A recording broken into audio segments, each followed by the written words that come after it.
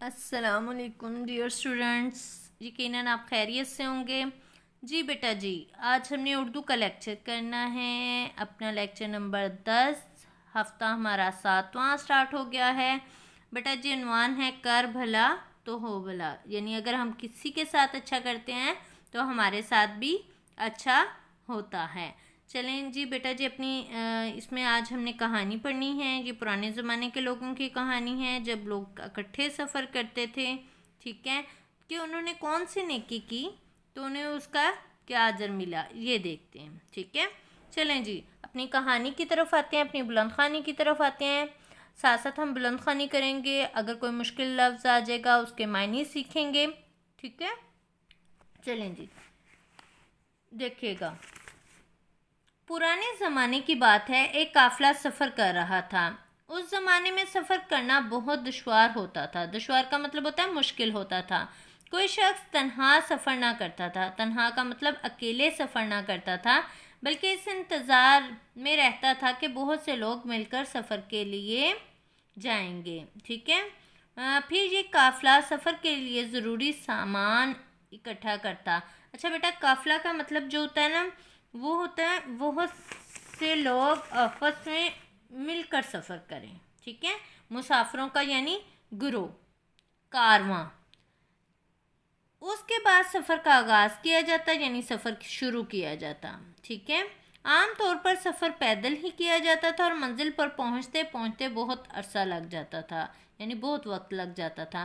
لوگ سفر کی تکلیف برداشت کرتے، تکالیف، ایک دوسرے کو سہارا دینے اپنی منزل پر پہنچتے۔ سہارا کا مطلب آسرا دیتے۔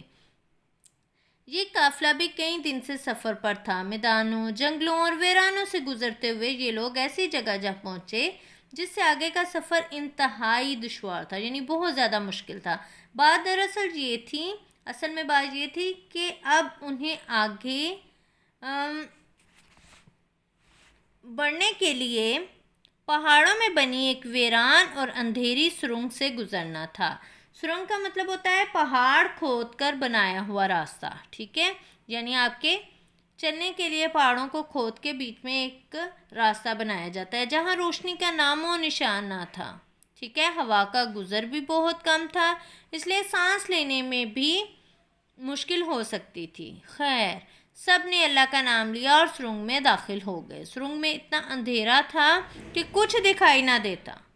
قافلے کے سب افراد سہمے ہوئے تھے، ابھی کچھ ہی آگے بڑھے تھے کہ ان کے پیروں میں نکیلی کنکریاں چبھنے لگی۔ کنکر اتنے زیادہ اور نکیلے تھے کہ چلنا نہایت دشوار تھا، اس لیے لوگ جوتوں یا چپلوں کی بجائے چمڑے کے موزے پہنا کرتے تھے۔ نکیلی کنکریاں ان موزوں میں سوراخ کر کے ان کے پیروں کو بری طرح زخمی کر رہی تھیں، ٹھیک ہے۔ اتنی نکیلی تھیں، ظاہر پتھر جو ہوتے ہیں وہ نکیلے ہی ہوتے ہیں، وہ اتنے نکیلے تھے کہ وہ ان کے موزوں سے گزر کر ان کے پاؤں میں کیا کر رہے تھے، سوراخ کر رہے تھے۔ یہ دیکھیے گا، یہ لوگ بڑی ہمت اور حوصلے سے آگے بڑھ رہے تھے، ٹھیک ہے، اور دعا کر رہے تھے کہ اندھیری سرنگ کا یہ سفر جلد از جلد ختم ہو جائے۔ اچانک ان میں سے ایک آدمی کو کچھ خیال آیا، اس نے جھک کر کنکریوں کو اپنی جیب میں بھرنا شروع کر دیا۔ دوسرے لوگوں نے پوچھا، تم یہ کیا کر رہے ہو؟ اس نے جواب دیا، کنکریوں کو جیب میں بھر رہا ہوں تاکہ جب کوئی دوسرا قافلہ یہاں سے گزرے تو کنکروں کی وجہ سے جو تکلیف ہمیں ہوئی انہیں نہ ہو۔ کچھ لوگوں نے اس بات کو سراہا کا مطلب تعریف کی، اور وہ بھی اس کی پیروی کرنے لگے۔ پیروی کا مطلب ہے فرما برداری، جیسے وہ کر رہا تھا ویسے ہی کرنے لگے، اور کنکر اٹھا اٹھا کر اپنی جیبوں میں بھرنے لگے۔ کچھ لوگوں نے اس کی بات سے اتفاق نہ کیا اور ان کا مذاق اڑانے آگے بڑھ گئے۔ خدا خدا کر کے اندھیری سرنگ کا یہ دشوار سفر ختم ہوا، مشکل سفر، اور وہ سرنگ سے باہر آ گئے۔ سرنگ سے باہر آ کر وہ ایک گھنے اور سایہ دار درخت کے نیچے کچھ دیر سستانے کے لیے بیٹھ گئے۔ پانی پی کر تازہ دم ہوئے۔ انہیں خیال آیا کہ جیبوں سے کنکر نکال کر ایک طرف رکھ دیں تاکہ بوجھ تو کم ہو، مگر یہ کیا، جوں ہی انہوں نے اپنی جیبوں سے کنکر نکالے تو وہ بات شروع ہونے لگی، کر بھلا تو ہو بھلا۔ تو وہ خوشی سے اچھل پڑے، کیونکہ جن کنکروں کو نکال کر پھینک دینا چاہتے تھے وہ نہایت قیمتی ہیرے تھے اور روشنی میں ان کی چمک دمک دیکھنے والی تھی۔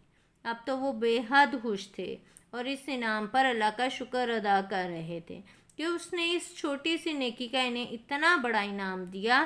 جو لوگ سرنگ میں ان کا مذاق اڑا رہے تھے اب وہ بے حد نادم تھے۔ نادم کا مطلب شرمندہ تھے کہ کاش انہوں نے بھی یہ نیکی کی ہوتی۔ کچھ لوگوں نے دوبارہ سرنگ میں جا کر ہیرے تلاش کرنے کی بات کی، مگر زیادہ تر لوگ نہ مانے، اس لیے وہ دل میں پچھتاتے ہوئے اگلے سفر پر روانہ ہو گئے۔ سچ ہے کر بھلا ہو بھلا۔ آگے آئیے گا کتابی کام کی طرف۔ حد کشیدہ الفاظ کے مترادف الفاظ لکھنے ہیں، ٹھیک ہے۔ مترادف کا مطلب ہوتا ہے ہم معنی الفاظ لکھنے ہیں۔ ہر انسان کو ڈیش اور سکون اچھا لگتا ہے، آرام و سکون، ٹھیک ہے۔ سکون کا مطلب آرام ہوتا ہے۔ ہم اپنے اساتذہ کی عزت و ڈیش سے پیش آتے ہیں، اساتذہ کے ساتھ عزت و احترام۔ پرانے زمانے کا سفر مشکل ابھی میں نے بتایا تھا اس کا مطلب کیا ہوتا ہے، دشوار، مشکل اور دشوار تھا۔ نیکی مال اور ڈیش سے زیادہ قیمتی ہے، مال و دولت سے۔ مشکل وقت میں ہمت اور ڈیش سے کام لینا چاہیے۔ کس سے کام لینا چاہیے؟ حوصلے سے۔ آگے آئیے گا، خالی جگہ